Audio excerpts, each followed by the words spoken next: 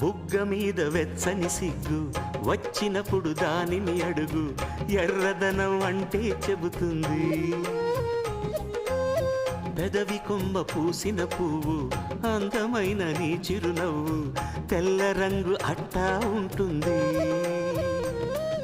నీలో నిలువున పులకలు రేగిన వేళ నువ్వే పచ్చని పైరువు అవుతావమ్మా దిగులు రంగే నలుపు అనుకో ప్రేమ పొంగే పసుపు అనుకో భావాలను గమనిస్తుంటే ప్రతి రంగును చూస్తున్నట్టే చూపులు ఎవరివైనా చూపించే లోకం ఒకటి నేస్తమా ఇద్దరి లోకం ఒకటే లేవమ్మా అందుకే